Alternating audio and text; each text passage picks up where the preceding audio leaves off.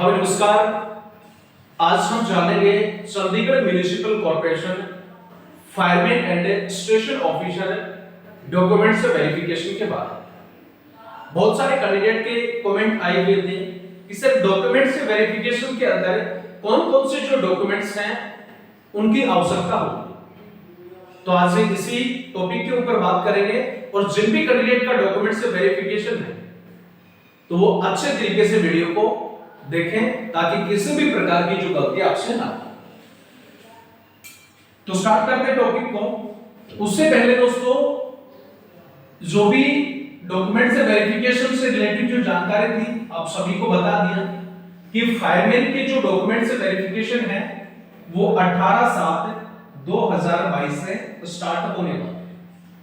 जगह की बात कर ले तो conference room 6th floor municipal corporation sector 17 Chandigarh के अंदर। और आपका जो रिपोर्टिंग टाइम है वो मॉर्निंग के अंदर सुबह 9:30 बजे। यहां तक जो चीजें थी इनके बारे में आप सभी को date wise with roll number information दे दी। अब जो इंपॉर्टेंट चीजें आती है कि डॉक्यूमेंट्स वेरिफिकेशन के अंदर कौन कौन से जो डॉक्यूमेंट्स हैं उनकी आवश्यकता हमें होगी, तो उस चीज पे थोड़ा सा हम जो है फोकस कर लेते हैं। सबसे पहले तो दोस्तों जितने भी जो डॉक्यूमेंट्स है वेरिफिकेशन के अंदर डॉक्यूमेंट्स चाहिए तो उनकी जो लिस्ट है वो यहां पे लिख दीजिए। सबसे पहले आपके पास में 10वीं क्लास का जो सर्टिफिकेट है, 10वीं क्लास पास का जो सर्टिफिकेट है वो होना चाहिए। तो जो भी कैंडिडेट है चाहे फायरमैन का हो या फिर स्टेशन ऑफिसर का हो, 10वीं क्लास पास सर्टिफिकेट होना बहुत ही जरूरी।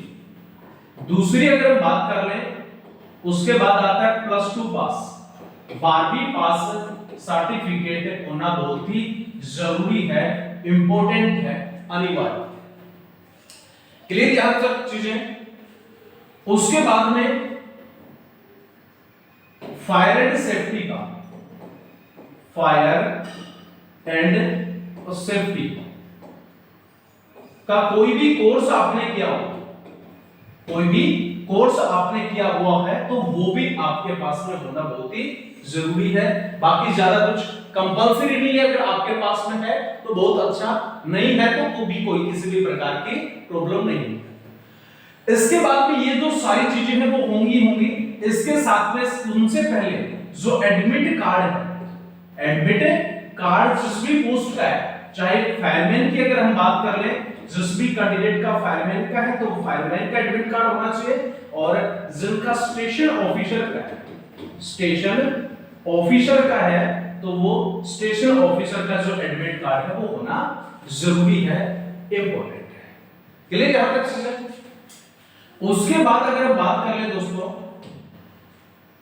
कि जो भी कैंडिडेट जिस भी कैटेगरी से बिलोंग करते हैं, चाहे ओबीसी से हैं, जनरल से हैं, एससी से हैं या फिर एसटी से हैं, तो एग्जांपल के तौर पे हम हरियाणा की जो कैंडिडेट हैं उन्हीं को लेके चलते हैं एक बार। फॉर एग्जांपल हरियाणा की जो कोई भी कैंडिडेट जो ओबीसी कैटेगरी के अंदर है तो उसके पास में अदर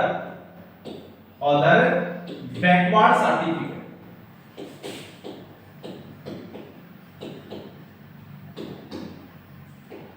अदर बैकवर्ड जो सर्टिफिकेट है वो होना बहुत ही जरूरी है। उसके बाद में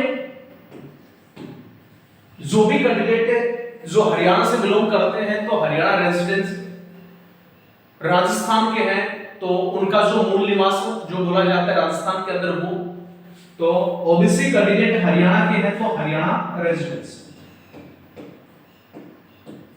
हरियाणा रेजिडेंस सर्टिफिकेट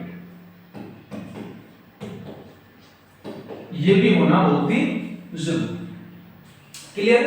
अब सबसे इंपॉर्टेंट जो चीजें इनके अंदर ये आती हैं कि ये जो जितने भी जो डॉक्यूमेंट्स हैं, 10वीं हो गया, +2 हो गया, उसके बाद में फायर एंड सेफ्टी का कोर्स हो गया, एडमिट कार्ड हो गया। एक चीज नोट कर लेना कि जो भी आप ओबीसी या फिर अपना जो रेजिडेंस मूल निवास जो सर्टिफिकेट है, वो जो भी कैंडिडेट है जिनका डॉक्यूमेंट से वेरिफिकेशन है, तो वो लेटेस्ट या बोल सकते हैं न्यू बना करके लेकर के जाए। इस चीज को आपको ध्यान में रखना। हालांकि इनकी जो वैलिडिटी है वो 3 साल की होती है। जैसे किसी ने हरियाणा रेजिडेंस 2019 के अंदर बनाया तो 21 तक वो वैलिड है, लेकिन हमें किसी भी प्रकार की जो रिस्क है वो नहीं लेनी।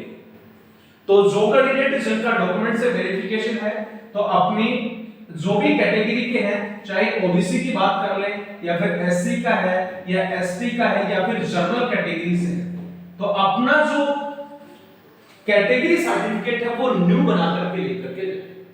सेम उसी तरीके से अपना जो रेजिडेंस सर्टिफिकेट है वो भी नया बना करके लेकर के जाए। और उसके बाद में आपके पास में कोई भी एक्सपीरियंस सर्टिफिकेट है, एक्सपीरियंस सर्टिफिकेट है, तो बहुत बढ़िया। और नहीं है तो भी कोई भी किसी भी प्रकार की जो दिक्कत है वो नहीं। फिर एक एक्स सर्विसमैन का जो कैंडिडेट था उन्होंने भी कमेंट किया था कि एक्स सर्विसमैन के लिए कौन कौन से डॉक्यूमेंट्स हैं, तो इसी के अंदर हम थोड़ा सा और आगे बढ़ा लेते हैं। तो एक्स सर्विसमैन के लिए जो एक्स सर्विसमैन सर्टिफिकेट है, एक्स सर्विसमैन जो सर्टिफिकेट है वो लेकर के जाना बहुत ही जरूरी है, बहुत ही मोस्ट इंपॉर्टेंट। उसके साथ में 9 नंबर पॉइंट के ऊपर बात करें तो कम से कम 5 से 6 फोटो, 5 से 6 फोटो आपके पास में होनी चाहिए। और ये जितने भी जो डॉक्यूमेंट्स बताए गए हैं, चाहे हम बात कर लें 10वीं क्लास की सर्टिफिकेट की, चाहे 12वीं क्लास सर्टिफिकेट की, या फिर फायर एंड सेफ्टी का डिप्लोमा की, एक्स सर्विसमैन सर्टिफिकेट की कैटेगरी, जिस भी कैटेगरी से आप बिलोंग करते हैं उसका, तो इन सभी का एक एक कॉपी आपके पास में होनी चाहिए। एक कम से कम एक फोटो कॉपी।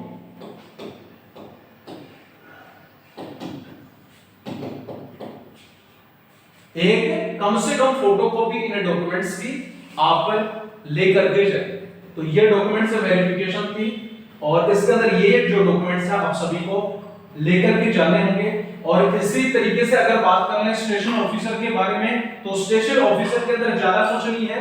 तो उसके अंदर जो फायर सब ऑफिसर का कोर्स है, वो फायर सब ऑफिसर का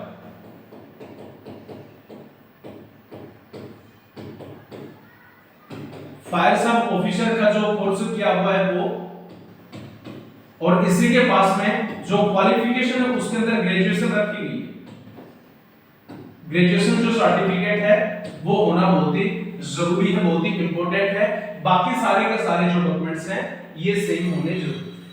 तो ये थी डॉक्यूमेंट्स वेरिफिकेशन के अंदर जो भी डॉक्यूमेंट्स आप सभी को लेकर के जाने उनके बारे में जानकारी। और भी किसी भी प्रकार की अगर आपको जानकारी चाहिए, कोई भी किसी भी प्रकार का डाउट या क्वेश्चन हो, तो आप कमेंट सेक्शन के अंदर डाल सकते हैं। तब तक के लिए जय हिंद, जय भारत।